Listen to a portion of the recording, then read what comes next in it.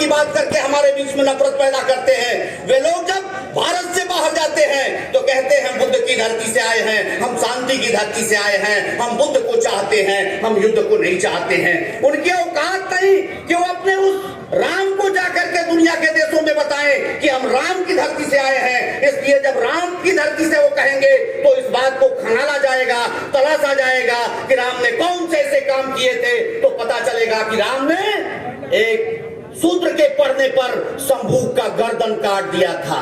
वो बताया जाएगा जब राम को बताएंगे कि हम राम की धरती से आए हैं, तो उनको बताया जाएगा जब देश के दुनिया के लोग राम के चरित्र के बारे में, राम के इतिहास के बारे में जो भले ही मिथक है जब खंगालेंगे तो पता चलेगा कि राम ने 50% आबादी जो महिला होती है, नारी होती है, उसका अग्नि परीक्षा लेने के बाद भी अपनी पत्नी सीता का जंगल में गर्भवती होने के बाद परित्याग कर दिया था। लेकिन बुद्ध ने क्या किया?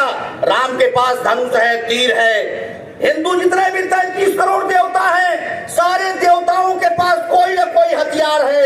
बगैर उनकी इच्छा के तृण भी हिल नहीं सकता, हवा भी चल नहीं सकती, हम सांस नहीं ले सकते, जैसा वे बताते हैं। लेकिन वे लोग जिनके बगैर इच्छा के हम कुछ भी नहीं कर सकते, उनको अपनी रक्षा के लिए किसी को गदा चाहिए, किसी को त्रिशूल चाहिए, किसी को तलवार चाहिए, किसी को तीर धनुष चाहिए। और एक व्यक्ति पैदा हुआ भारत के अंदर, महामना बुद्ध ने अंगुलीमाल जैसे डाकू के सामने शांति और अहिंसा का उपदेश देकर उसको अपना शिष्य बना लिया, भंते बना दिया, चीवर पहना दिया। ये बुद्ध का आदर्श था, ये बुद्ध है।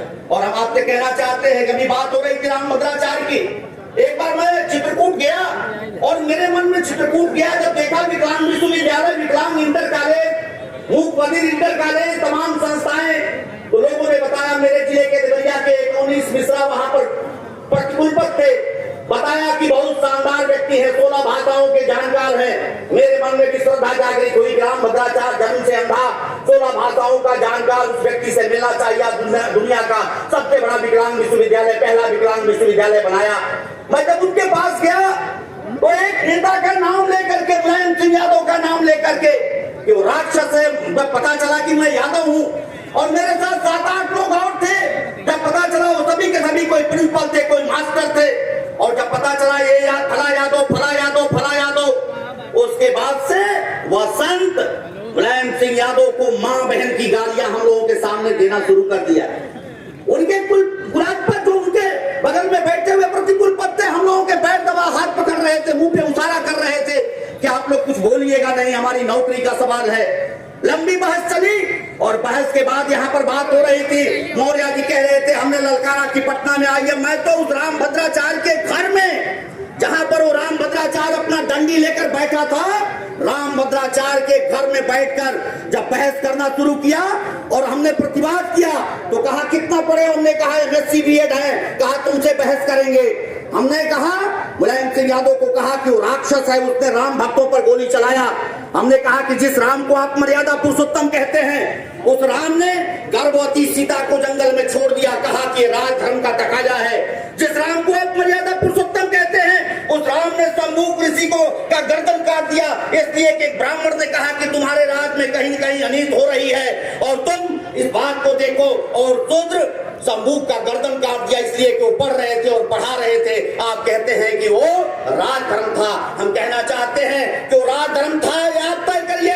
लेकिन मुलायम सिंह यादव ने जो गोली चलाया वो किसी राम भक्त के ऊपर, किसी हिंदू के ऊपर नहीं, बाबा साहब अम्बेडकर के लिखे संविधान के मुताबिक भारत के सुप्रीम कोर्ट ने कहा था कि यथास्थिति वहां बरकरार रहनी चाहिए। भारत के संविधान ने कहा था, एकता परिषद ने मुलायम सिंह यादव को निर्देश दिया था कि वहां पर यथास्थिति बरकरार रहनी चाहिए। तो उस व्यक्ति ने भारत के संविधान की मर्यादा को रक्षा करने के लिए और राजधर्म का निर्वाह करने के लिए गोली चलाया था। और उसके बाद रामभद्राचार्य ने विषय बदल दिया।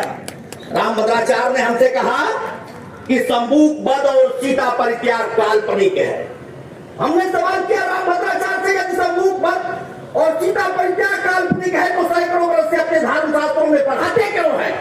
रामभद्राचार्य ने कहा हमने एक अलग रामायण लिखा है और उसमें इन दोनों उदाहरणों को हमने निकाल दिया है। और वास्तव में इन दोनों उदाहरणों को उसको निकाल करके रामभद्राचार्य लाए तो भारत के धर्माचार्यों ने मीटिंग करके और रामभद्राचार्य से कहा कि भारत के धर्मशास्त्रों से छेड़छाड़ किए तो तुमसे धर्माचार्य की उपाधि जगत गुरु की उपाधि छीन लेंगे और संत समाज से निकाल दिया जाएगा। इसलिए साथियों, आज आदरणीय मंत्री जी चर्चा कर रहे थे राजदंड का।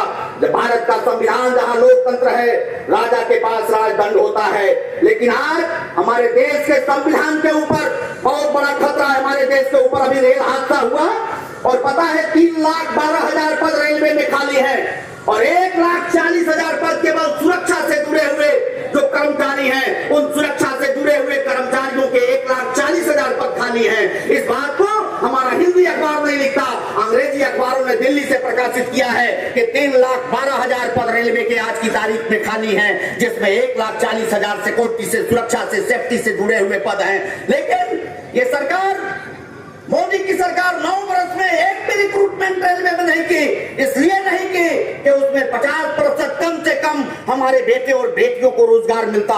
इसलिए साथियों, ये बौद्ध सम्मेलन हमारे अपने बहुजन समाज को सजग करने के लिए, जागृत करने के लिए आदरणीय भंते सुमित रतन जी ने रखा और आगे भी बनारस में प्रयास है और आगे भी भंते सुमित रतन जी का जहां भी जैसे भी प्रयास होगा, हम सभी लोगों को आपका तन मन धन से सहयोग करना चाहिए।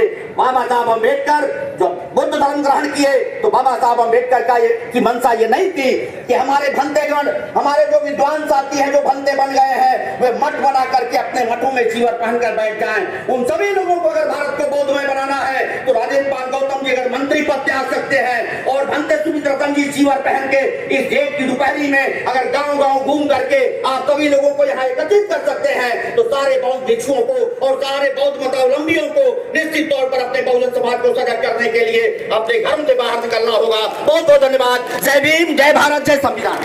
बहुत बहुत साधुवाद। काफी लोगों का फोन आ रहा है कि 22 प्रतिज्ञा